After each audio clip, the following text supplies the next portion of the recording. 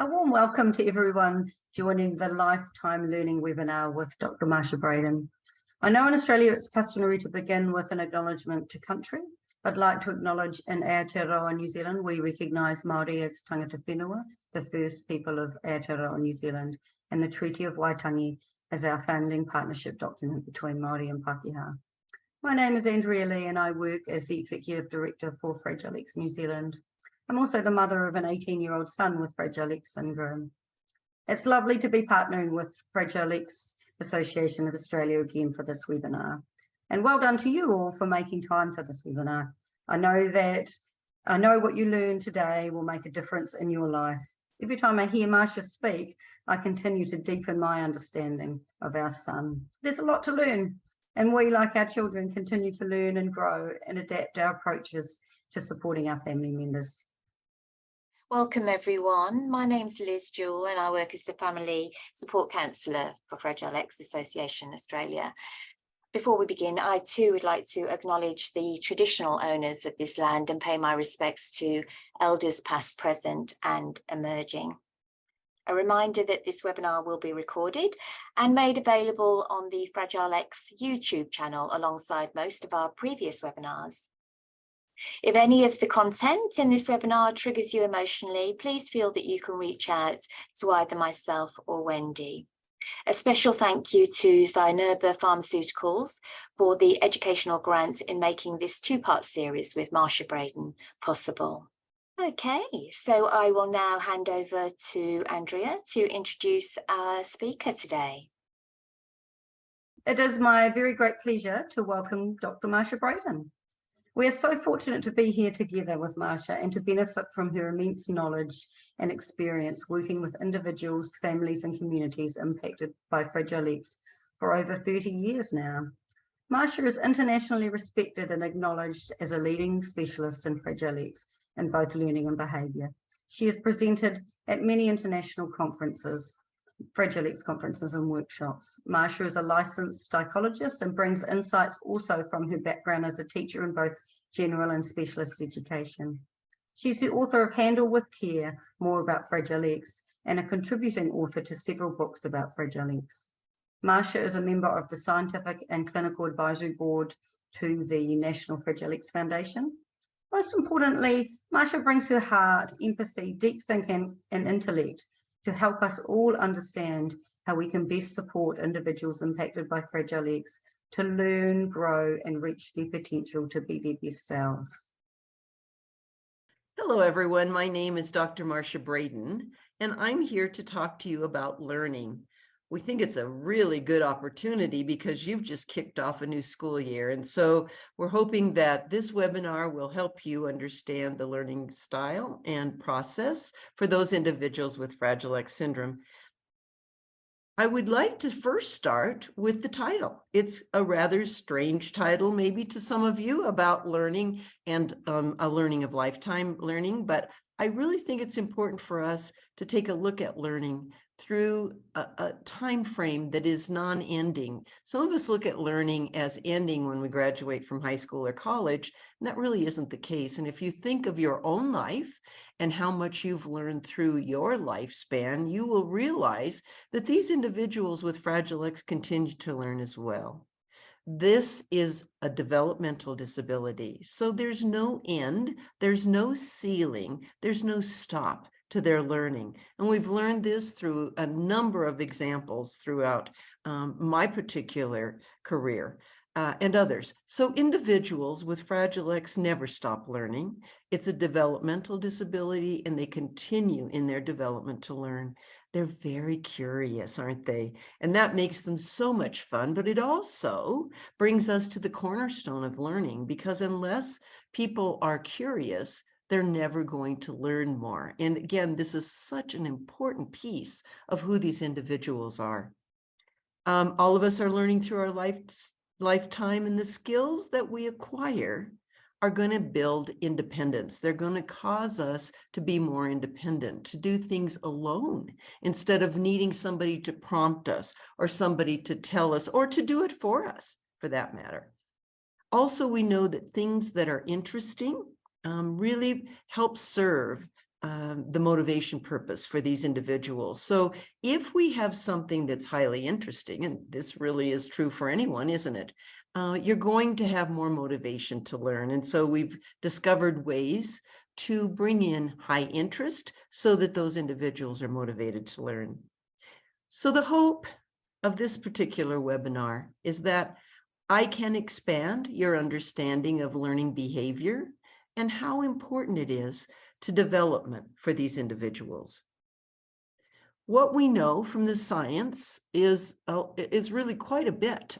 This gene definitely impacts the brain and it impacts learning. And we're at a point now where we have a lot of research and information about these individuals and their brains and how they work.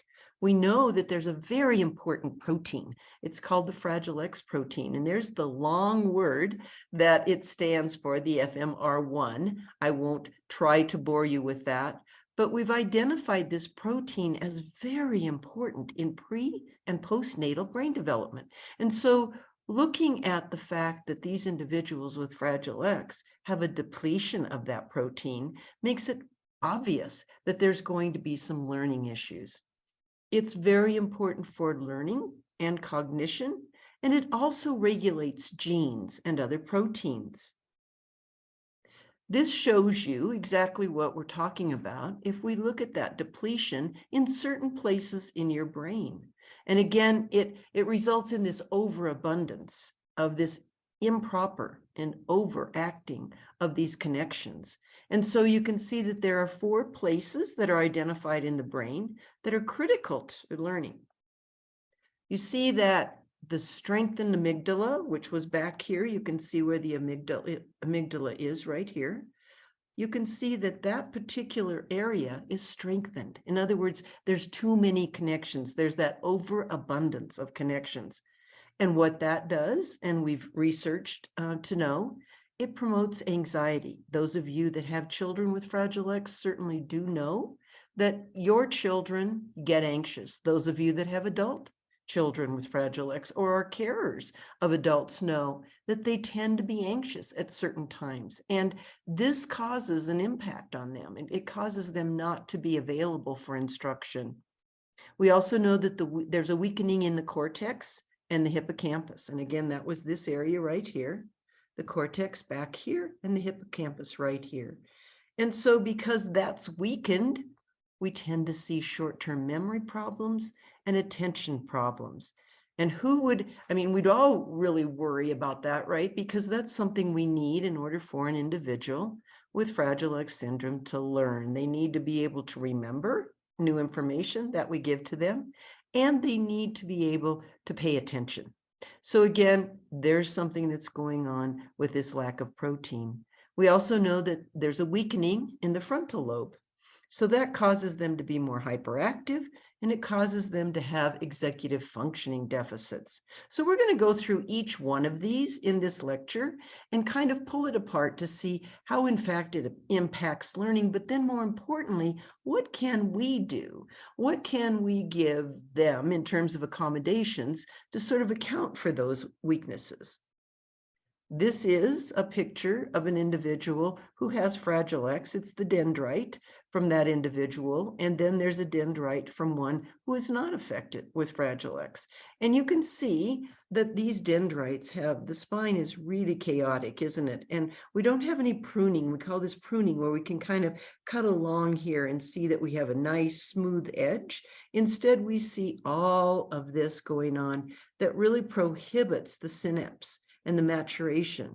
So again, those individuals are dealing with this. It's real fact. We have this information from many decades now of research to know that these issues are big for these individuals with Fragile X syndrome. And it's not something that they're manipulating others. It's not something where they are trying to get their way or misbehaving. It's something that truly is in the hardwiring of their brain. Bringing up hardwiring, here's a nice analogy. This one is really good because I think it does tell us so much about what the brain might look like.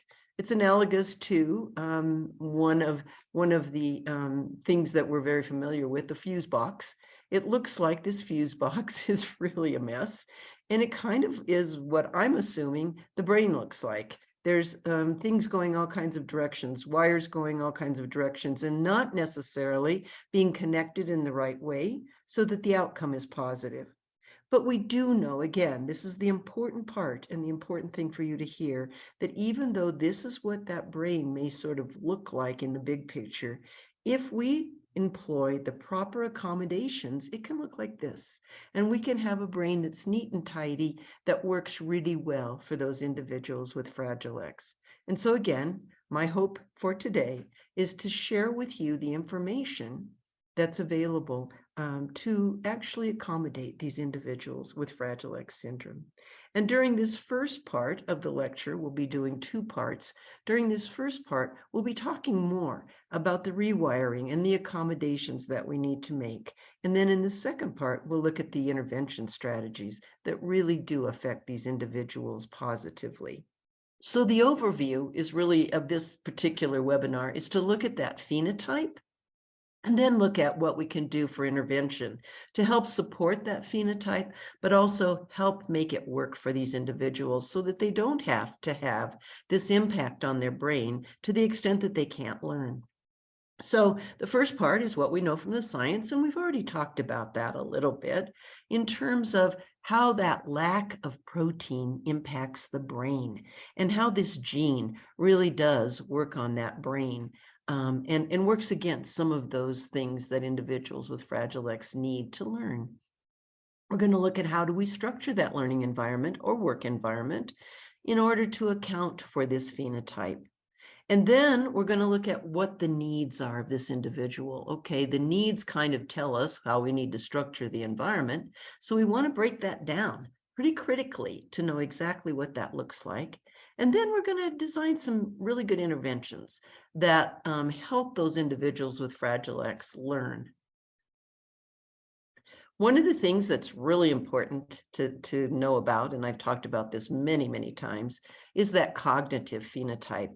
And we do have good information and studies that have been replicated many, many times to tell us about how that brain is hardwired.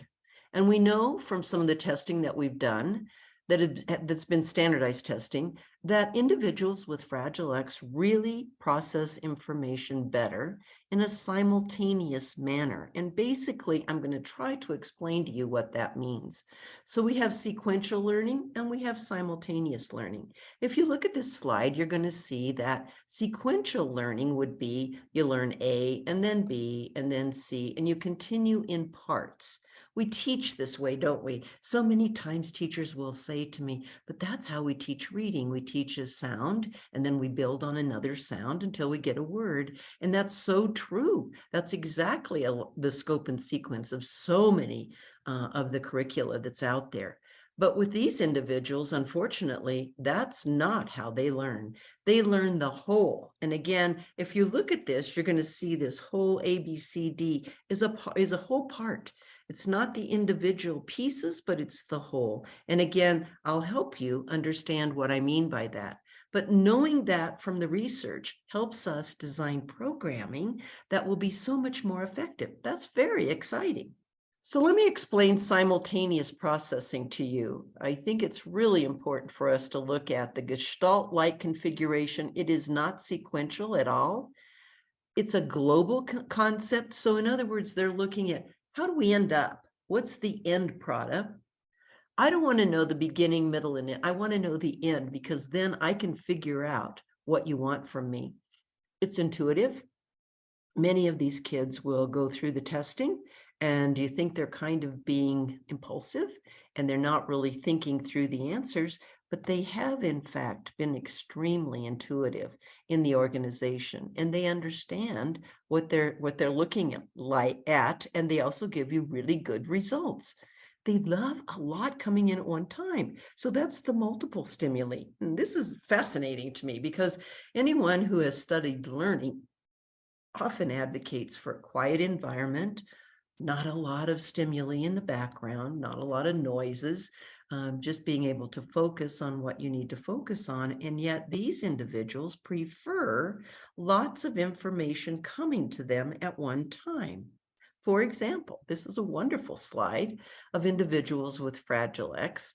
You can see this guy who's in my office had to, at the very beginning, when he started with me, bring in these music boxes, and they would actually play, each one of them, a different song, a different piece of music. And he had to have those going at one time in order for him to relax in my play therapy room. And again, I would never have thought that that was something that would help him get there and reduce his anxiety, but it did. And eventually, of course, we had to say, you cannot bring them in here because I need you at the table, not on the floor, and I need you working with me. But again, that was a way to sort of break that barrier down. And again, I know you're scratching your heads right now thinking, what in the world is she talking about? This is so counter to anything that we utilize when we're teaching individuals. But with individuals with Fragile X, know that this is a preferred sort of modality for them. So let's talk about this a little bit more, the Fragile X learning style. Documented many times throughout the literature, and you can look it up to see that a number of researchers have done a lot of work on how these individuals process information. Again, we talked about the fact that it's simultaneous, not sequential, that they learn the whole first. They want to know the final product. There's a technique called close, which means that you do fill-ins or you do backward chaining. Let me explain what that means.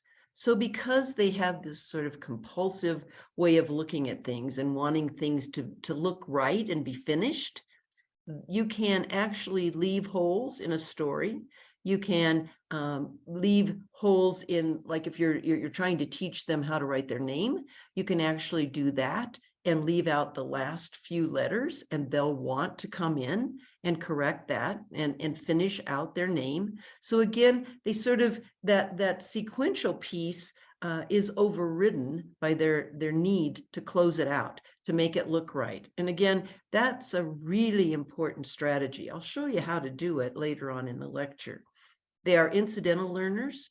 You would swear they're not attending to a thing going on. Those of you who have individuals in your family or at work know that you have to be very careful about what you say in front of them, because they definitely are listening and they're learning a lot incidentally. Matter of fact, that's probably the best way for them to learn, because it's not direct. It's not putting them on the spot. It's something that they can sort of listen to on their own pace, and they can learn it incidentally. They have wonderful long memory strengths, don't they? You know that those individuals can remember all kinds of information that they've had from the past, and maybe a picture or an experience or a sign or a logo will activate a long-term memory exposure. And all of a sudden they're talking about something that happened years ago in great detail. So we know they have good long-term strengths. They really love to use associations. That's their preference. They can learn so much more if they can associate it with something that they've experienced. The indirect instruction, as we've talked about, and they respond very well to visual cues. They also respond to indirect instruction. So when we're doing that dyad, where it's two people, Fragile X individual with Fragile X and an individual without Fragile X, if the teacher's talking to that individual who does not have Fragile X, the person with Fragile X is going to pay attention to what's being said.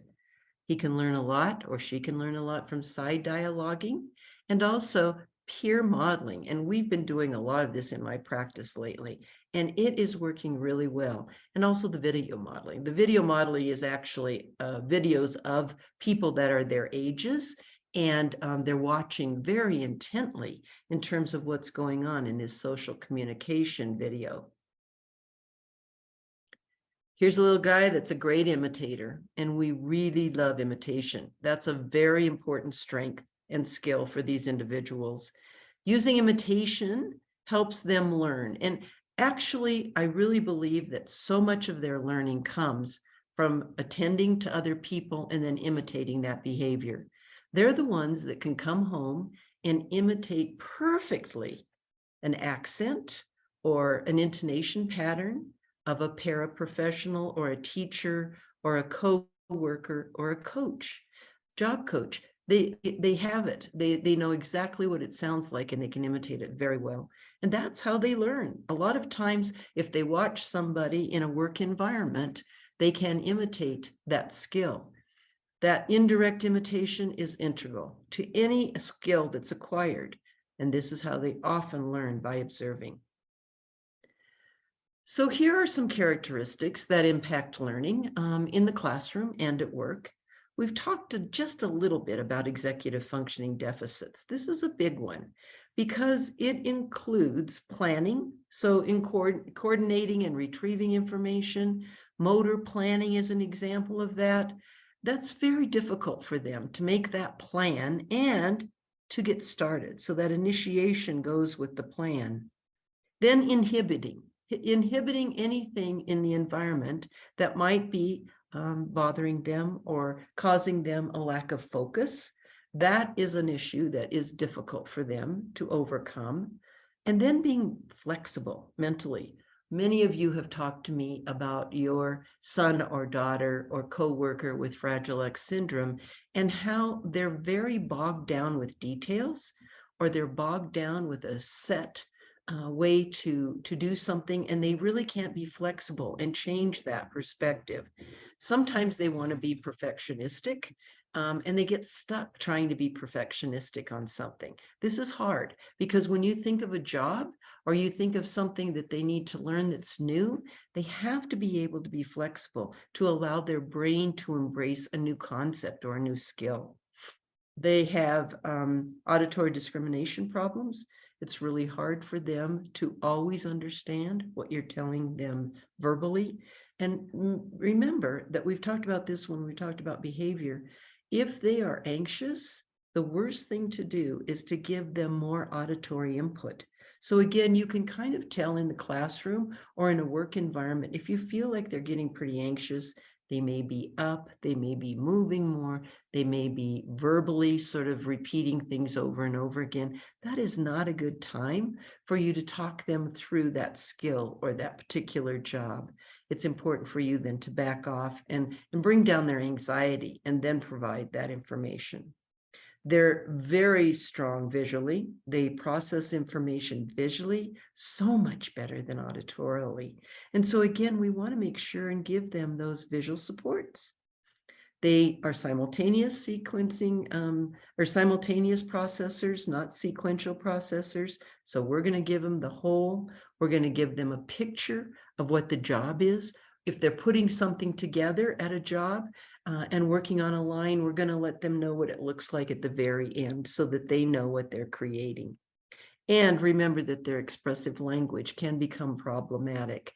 They really have a hard time expressing themselves at times.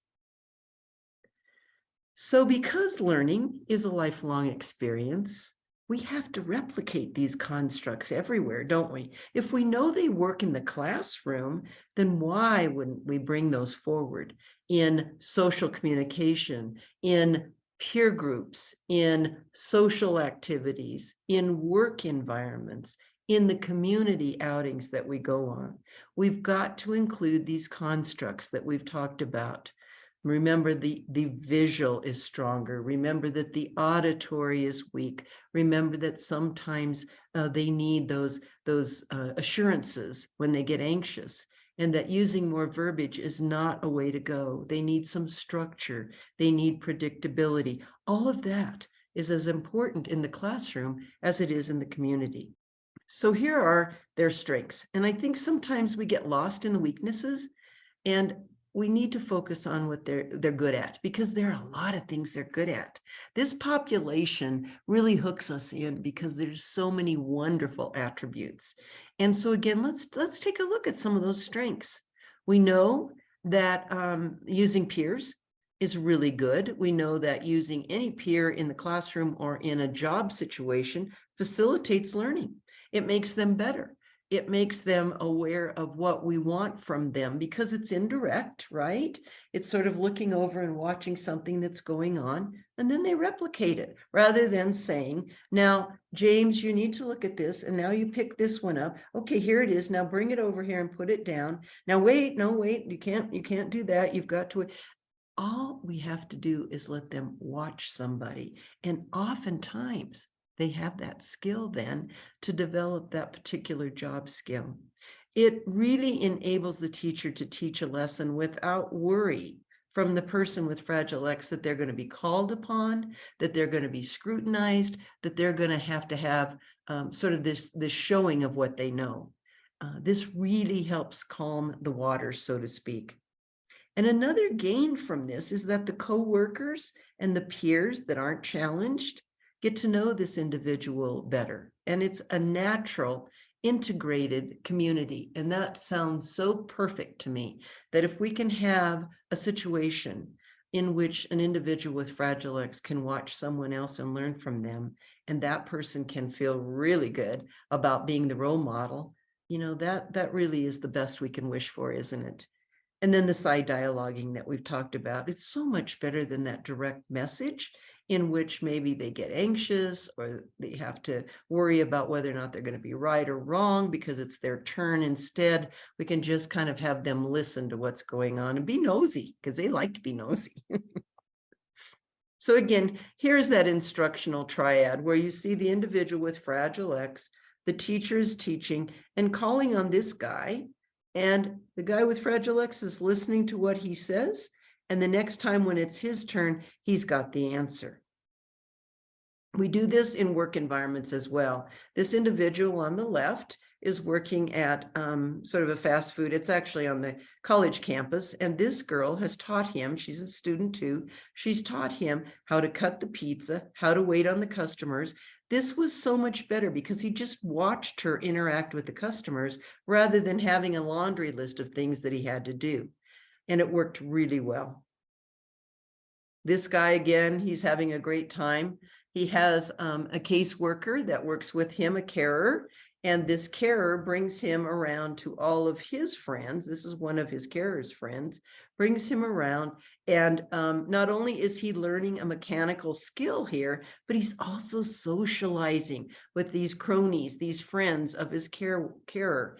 And this is really building his social skills as well. So again, a wonderful way to use that triad in the community. And this guy, it's a really, really nice story because this individual, again, going back to the expressive language deficits, he has a lot of trouble on job interviews, and yet he has wonderful computer skills.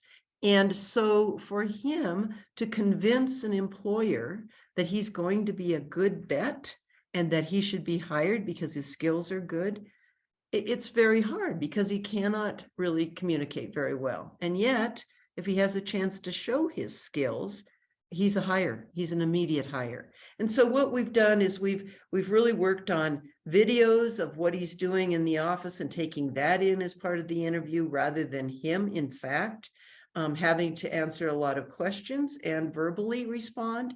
And that's another way that we can bring in that lifelong learning. He has learned a lot in terms of computer skills, and he's able to work at an office because of that. Here are those strengths that we talked about, that we would hope that we could get that closure going. Again, they love closure. They love having something look right, don't they? And so again, if we present an unfinished sample of something that's written, then that's going to promote a task completion. That is really important. Rather than just saying, oh, finish this task, if we present something to them that is unfinished, they'll immediately want to finish it. So you're going to leave a letter out like this, or you're going to use a hangman format, and they're going to learn how to spell. This is another example of that. So again, we have the model here, and now we have words missing. And it's very easy for them to match up and copy that so that it looks right. That's kind of that compulsion they have, that things have to be closed out and completed. And so again, that helps compensate for any executive functioning issues they may have, that initiation to get started.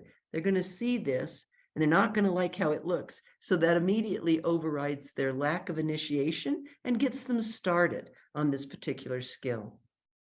This is a guy who's got a job that really is very successful for him because he's matching up all the different vases. He's working at a floral shop, and he loves to put them all together. The shapes are perfectly matched, and he's organizing the shelves. So that works out really well for him as well.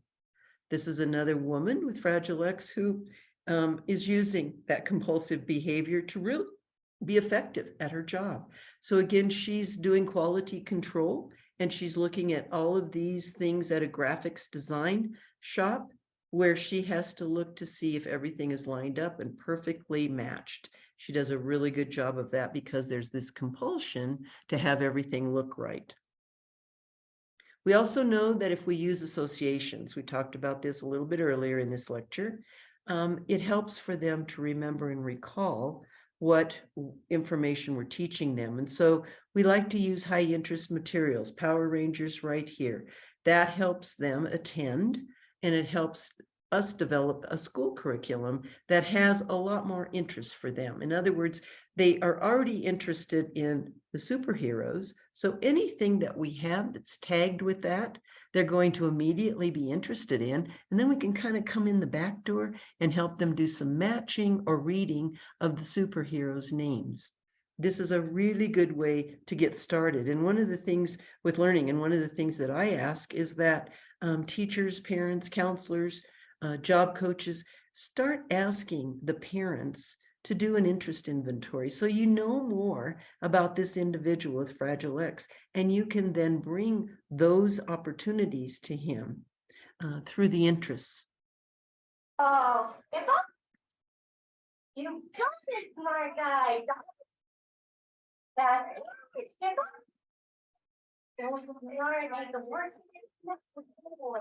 This is such a good example of using an association and high interest to help this individual identify the pictures of animals. So when we were giving him pictures of animals to just identify receptively, in other words, touch hippo, touch, dog, whatever it was, he wasn't a bit interested, and he was all over looking all around and wasn't able to identify at all. And yet he loved the old video packets. Those of you that used to have VCRs know what I'm talking about. So those cases, those VCR cases, he was crazy about those because he knew that that would be a movie that he could watch, right? And so it stood for something that he had great interest in. So all we did, it was really not too hard at all, is we took that picture that he was needing to identify receptively and shoved it in to the case of the VHS, and all of a sudden he was identifying those receptively because he was attending to that case, because that case had meaning for him. That case had high interest to him.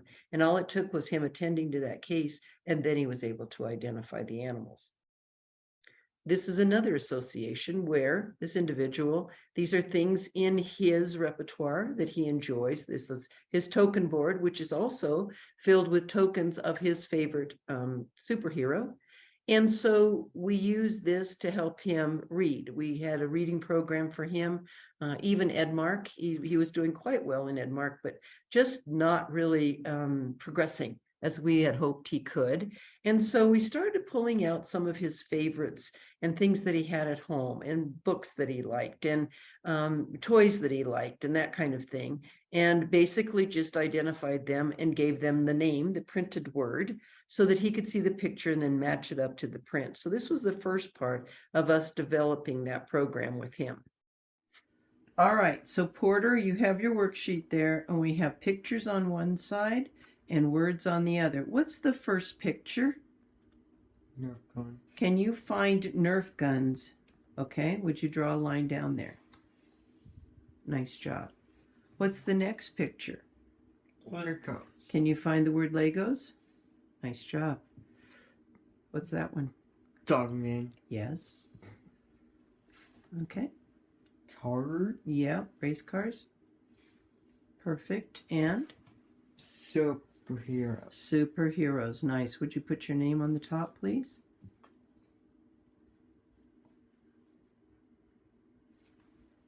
Okay, and would you add one of your tokens? Okay, and so let's count our tokens. How many do you have? 1, 2, 3. So again, you're watching him look at something he's very interested in, all of these things that are part of his toy repertoire, and putting a word with it. It helps him with a basic understanding of this is something from my environment, and it has a written name.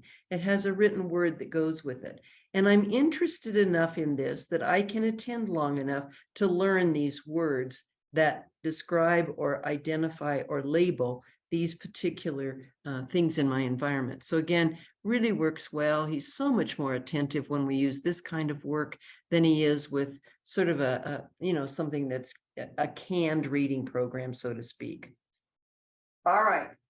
So now using any of these things that are interesting, that creates the material for us. We can identify something that they're interested in. We can also have phrase strips that, before Porter was identifying just words, but now this one is a phrase strip, and we can expand it to describe Sleeping Beauty and then exactly which one goes with that. So again, high strength, reinforcement words, Thomas the Train, talk about whatever their football team is, whatever they like to do. This works beautifully to enhance learning.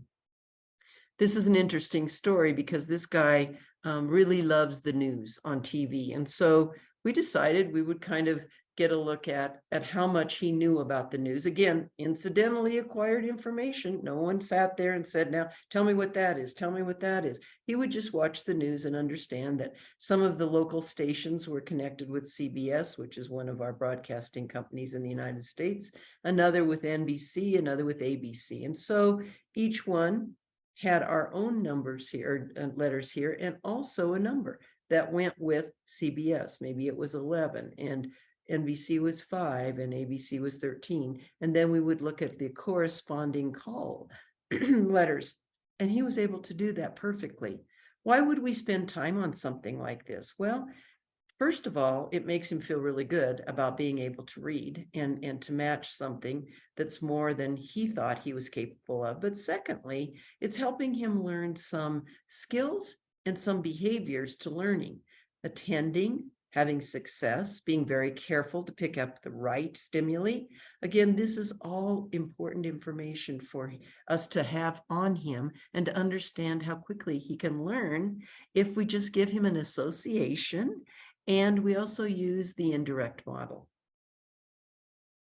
So our environment at work and at home and at school, we have to create that environment everywhere. The environment can have a huge impact on the behavior and the neurobiology as it kind of collides with the environment. So again, if we have our brain is kind of not wired properly and we're having lots of issues with what's going on in the environment, the more cluttered that is, the more difficult it is for our brain to make sense of it. So again, change the environment, provide those remedies in a work environment, in a home environment, in a school environment to promote learning.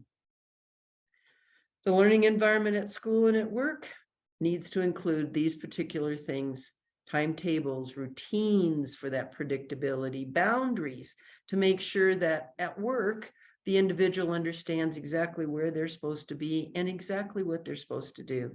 Heavy work, we can assign that in all kinds of ways.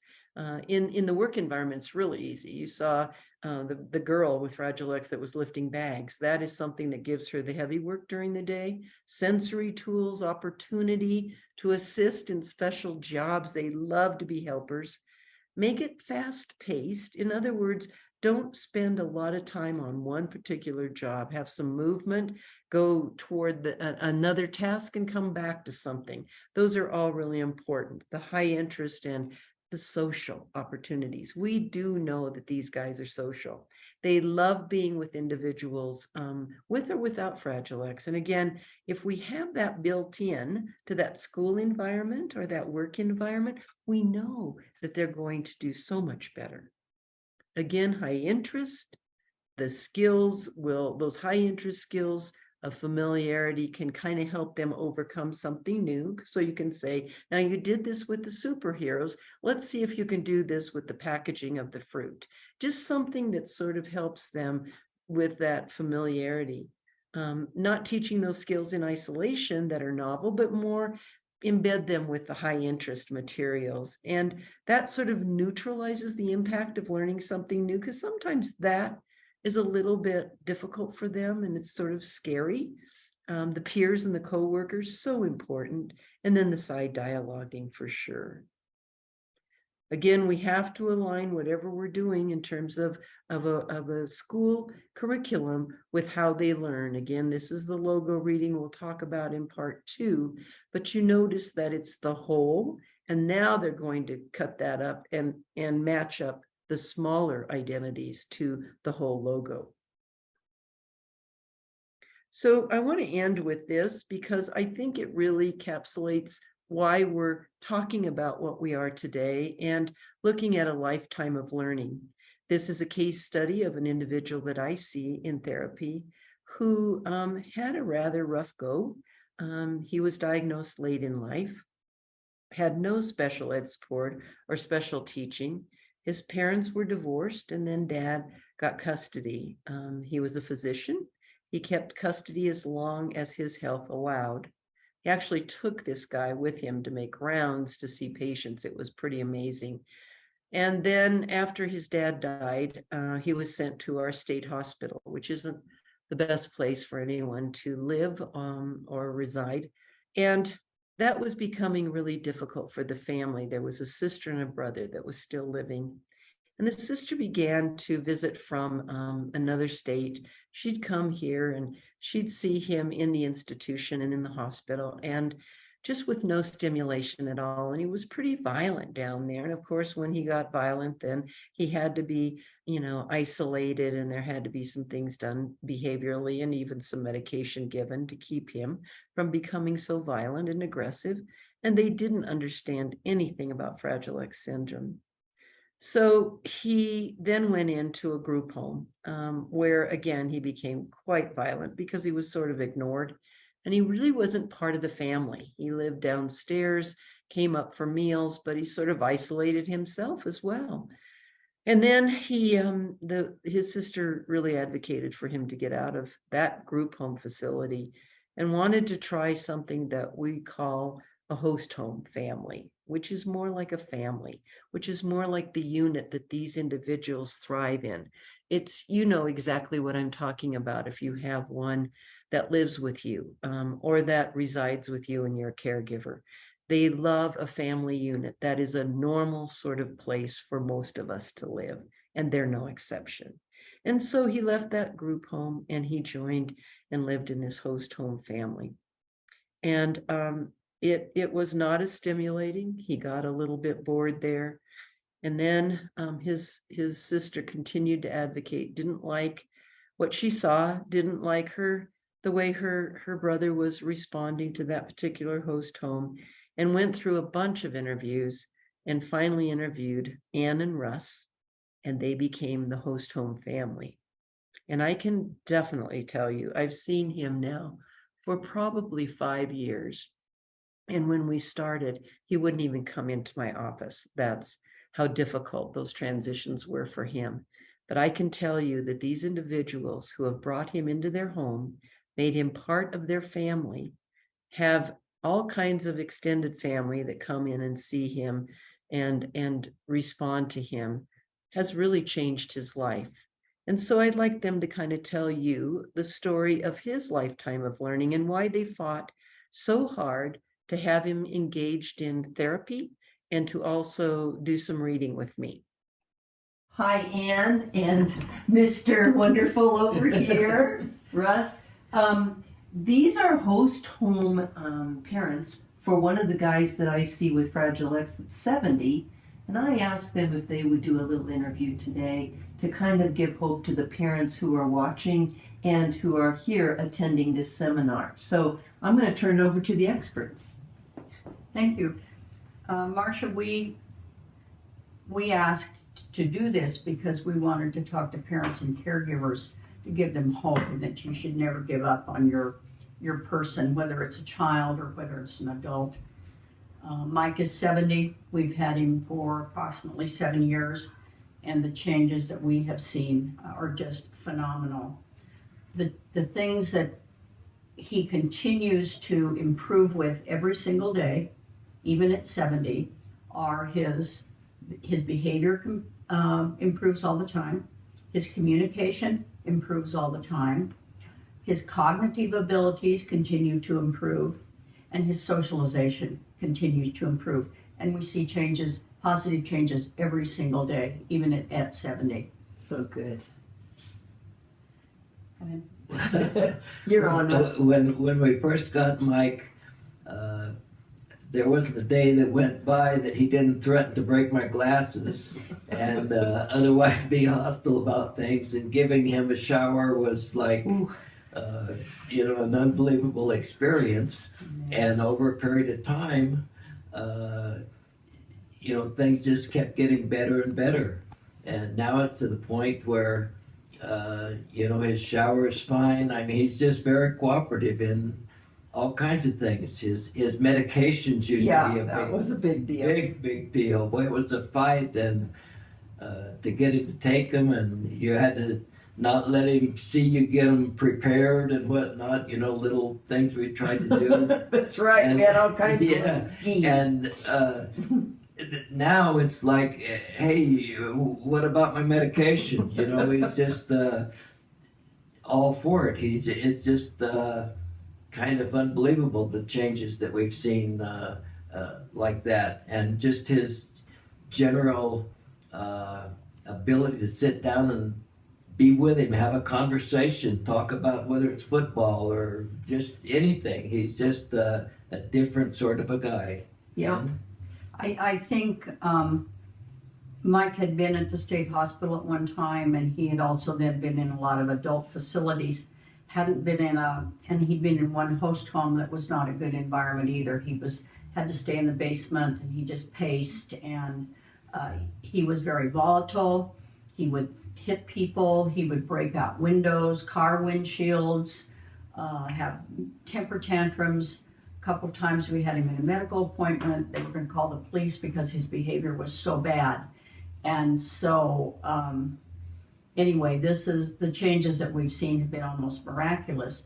But I wanted to tell you about basically the changes that we made when Mike came to live with us. And we knew what what his behavior was when we took him. Yeah. But we both had experience with special needs people and with behavior, so we took him anyway.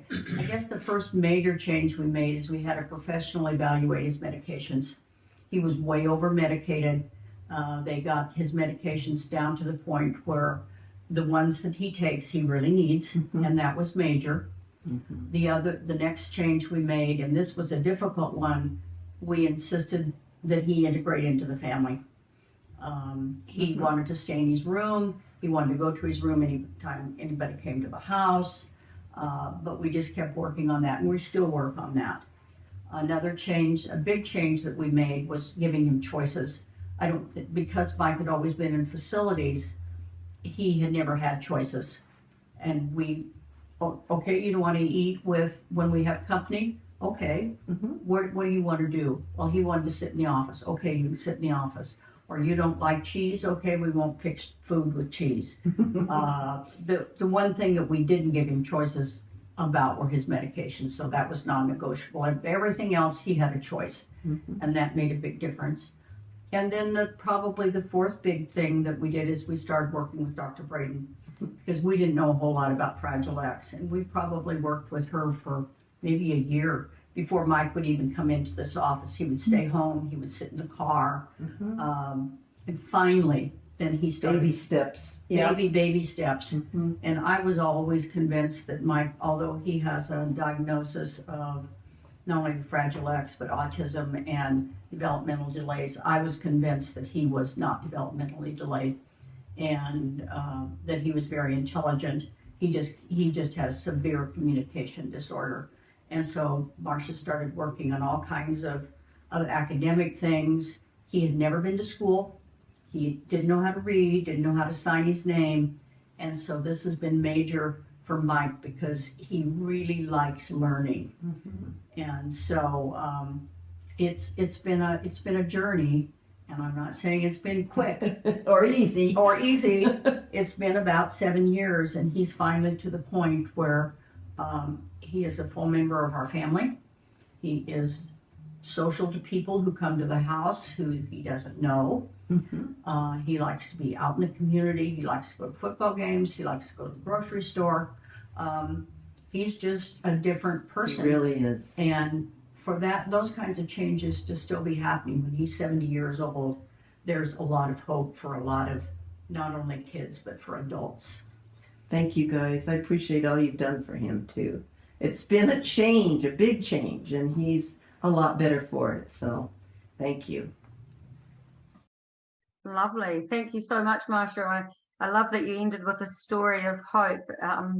You know, that our guys are just lifelong learners, and see what a difference changing the environment and the approach and actually genuine caring and connection can make to someone's life, even at 70. It's wonderful. Thank you for joining us today, and a reminder about part 2 of the lifelong learning webinars with Marcia Braden. We'd also like to acknowledge and thank Zenuba Pharmaceuticals for the education grant, which has made this 2-part series with Marcia possible.